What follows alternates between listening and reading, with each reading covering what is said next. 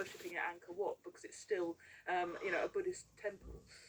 The history of the temple dates back to the 12th century as a funerary temple for one of the kings of the Khmer Empire.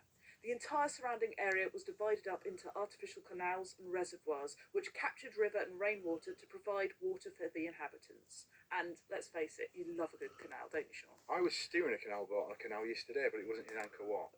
Okay. So, yes, is the answer to that question. I do love a good canal. You know what that means?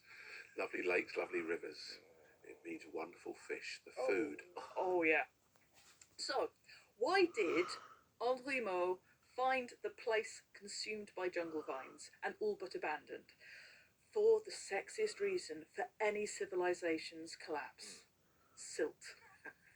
As the kingdom suffered political turmoil, the canals gradually filled up with silt and they could no longer feed the populace, who, in dribs and drabs, abandoned the city over time. After being invaded by Thailand, Vietnam and the French, Cambodia only gained independence from the French in 1953.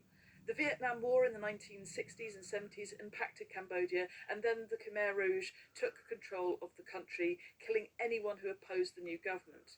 At least 1.5 million Cambodian people died in what became known as the Killing Fields.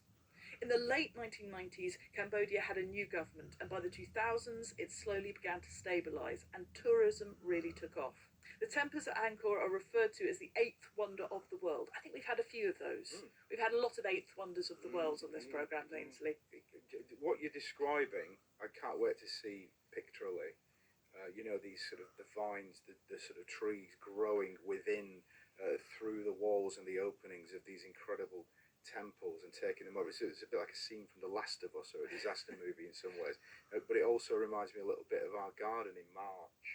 You know what I mean? So it gets like that.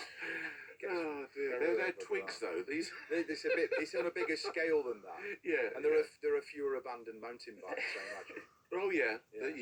that you discover. Well, yeah, amongst sometimes. the I remember the that. vegetation. I remember that mountain bike. Yeah, I must take that to the menders. Oh, But it wonderful. does sound, especially what you said about it, a little bit like a place like Thailand, but sort of a couple of 3 decades before, that sort of a slightly unspoiled sense of it, and the fact that it has this kind of spiritual resonance. It does sound very intriguing. Absolutely, especially when because I did it in a way where I wanted to go by bike.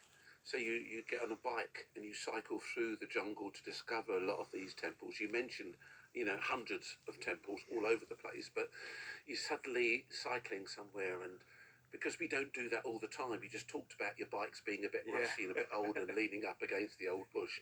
But, to get out there and to get on a little mountain bike, and it's something you never forget is how to ride. It's just a case of getting back on it. It's like skiing or something like that. Can I do